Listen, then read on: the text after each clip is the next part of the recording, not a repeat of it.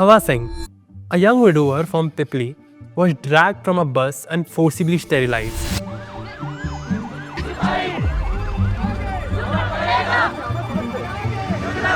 He suffered an infection that took his life. It was 3 a.m. when police loudspeakers woke up the entire village of Ottawa, 80 kilometers south of Delhi. Then the police rounded up 400 men at the bus stop. To find more men, they broke into homes and looted. In the end, 800 men were forcibly sterilized. In total, more than 10 lakh men were forcefully sterilized for over a period of 1 year, and many of them with bicycle pumps. More than 1 lakh Indians, including the opposition leaders, and some as young as 16, were arrested. Elections were postponed and cancelled. State governments were dismissed. Fundamental rights were suspended. Laws were made by surpassing the parliament, and our constitution, our Samvidhan, was actually suspended.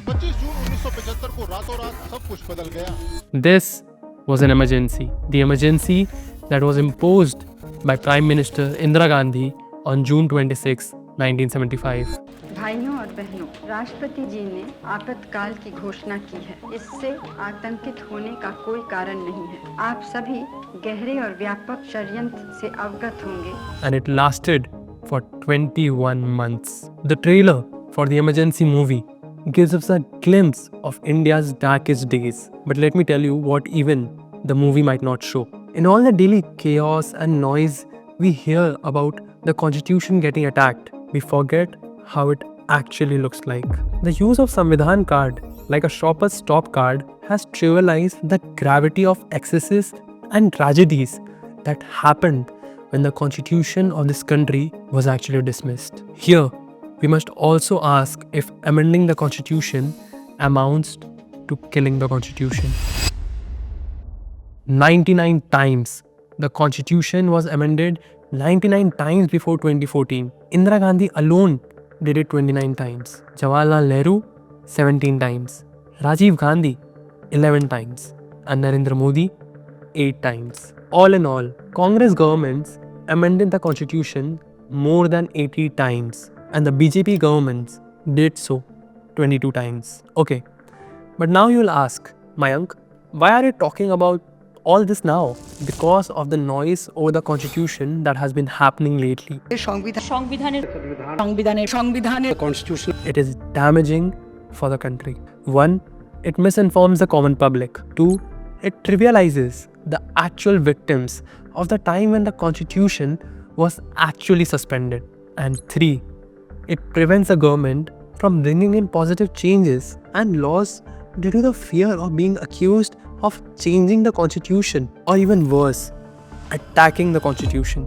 In the recently concluded Lok Sabha elections, we saw how even false propaganda can lead to drastic outcomes. There was a lot of misinformation about the constitution getting changed. There was even a deep fake video of Home Minister Amit Shah which falsely showed him talking of ending the reservations. It is clear that even after several clarifications by the government in the following days, the damage was done. And now, the government of India has decided to observe June 25 every year as Samvidhan Hatya Divas, the day on which former PM Indira Gandhi imposed an emergency in 1975. Politics aside, there are a few questions we must ask. What does attacking the constitution actually look like? What are some instances when the constitution was trampled upon? Does changing, or rather amending the constitution, mean attacking the constitution? Let's get started. It is important to understand that our constitution is a living document.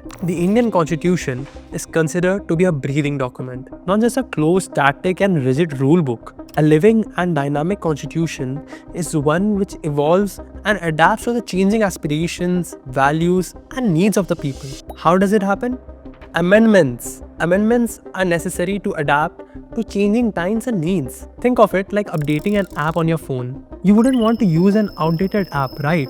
Similarly, the constitution needs updates to stay relevant and effective. Let us look at some examples. The 73rd and 74th Amendments of 1992 gave way for Panchayati Raj and local self-governance in rural and urban areas.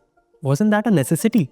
The 86th Amendment of 2002 made education a fundamental right for children aged 6 to 14. Wasn't that a positive change? The 92nd Amendment of 2003 included Bodo, Dogri, Santali, and Mathili in the list of official languages. Was it killing the constitution or fulfilling people's aspiration of cultural recognition? The 52nd Amendment of 1985 brought in the anti-defection law. Was it not a good step for tackling the flaws in our parliamentary system? The latest 106th Amendment, the Nari Shakti Vandan Adhiniyam, was made in September 2023. It reserved 1/3 of the seats in the Lok Sabha and state legislative assemblies for women. So, 106, that is how many times our constitution has been amended since it was enacted. Let's go back a bit. The Indian constitution is one of the longest and most detailed constitutions in the world. When it was first enacted on January 26, 1950, the constitution had 395 articles, 22 parts and 8 schedules. Today, the same constitution has 470 articles, 25 parts and 12 schedules. How did this happen? Surely not without amending the constitution, right? Obviously. You see now, that is how even the makers of our constitution wanted it to be.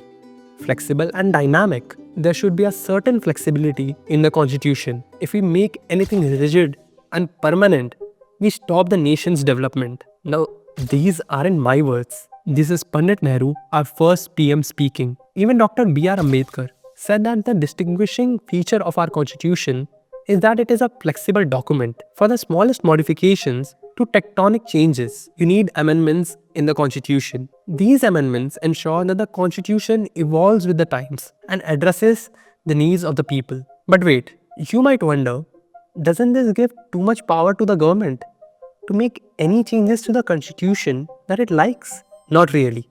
There are safeguards. You see, amending the constitution is not a casual affair. It is a rigorous process. Let us understand in brief. The procedure to amend the constitution is provided in Article 368 of the Constitution. This article keeps a check on the arbitrary power of the parliament. So basically, there are 3 categories of amendments. First, the amendments which require only a simple majority in both the houses to get passed. Second, the amendments that must be passed by a 2/3 majority in both the houses of the parliament, Lok Sabha and Rajya Sabha. Very difficult. And third, the amendments that also require ratification or approval by at least half of the states. Even more difficult. Now, what if the government still manages to pass an amendment that is against the spirit of the constitution? Don't worry, there are additional safeguards. The Supreme Court is the final interpreter of our constitution. It has the power to strike down and invalidate any amendments which go against the basic principles of the constitution. This is basic structure doctrine. It was envisaged by Supreme Court in the Kesavananda Bharati case of 1973. This doctrine ensures that the core principles of the constitution cannot be altered. So, the amendments to the constitution are open to judicial review. Now, even in the presence of these stringent safeguards and before the basic structure doctrine was devised, there have been times, actually several times, when the constitution was attacked, misused, or trampled upon by actions that were not democratic.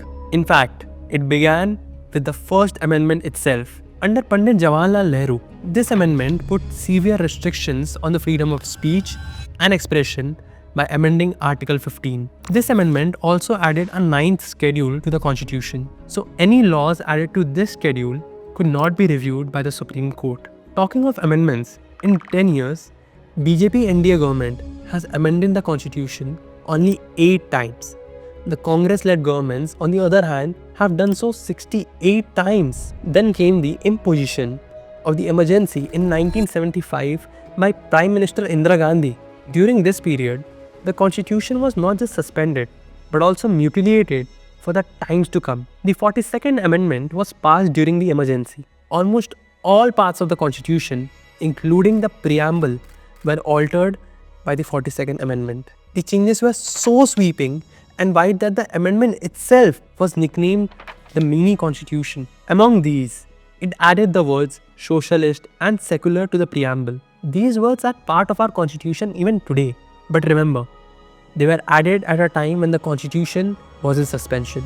They were added when the opposition was in jail. This amendment even attempted to end the judicial review power of the Supreme Court. These are the two tweets that the late BJP leader Arun Jaitley made on 18th Feb 2014. So, what had happened on 18th Feb 2014? Andhra Pradesh was bifurcated into two states, Telangana and Andhra Pradesh. But what did Jaitley mean by technical glitch, and why did he link this to the emergency? The issue wasn't bifurcation, but with the way it was done. MPs from Andhra strongly opposed the bill when it was introduced by the then Home Minister Sushil Kumar Shinde. As a result, the live telecast of Lok Sabha proceedings were cut off. The doors and galleries of the house were sealed, and there are no video recordings of what happened in the house that day. The speaker, Meera Kumar, said that there was a problem, so we couldn't show the live telecast. The leader of opposition, Sushma Swaraj, called the entire fiasco a tactical glitch. Here, the constitution was actually disregarded and trampled upon. Similarly, an extra constitutional body like the National Advisory Council, headed by Sonia Gandhi, blatantly bypassed the democratic framework and created a shadow government. As a parallel power center, NAC undermined the authority and autonomy of an elected prime minister. All of these instances show that throwing around terms like killing the constitution makes them hollow. It trivializes the grave consequences of the times when the constitution was actually attacked. Political leaders must be careful while throwing around terms, because when enough people stop caring about the actual weight of the words stop meaning anything. There must also be a halt in spreading misinformation about amending the constitution. While there have been instances where actions by previous governments have hurt the constitution, amending it is not inherently harmful. Governments will come and go, but for the constitution to stay relevant, amendments have to keep happening. No government can escape this reality. That's all for today, folks. This is Mayank. See you in the next one.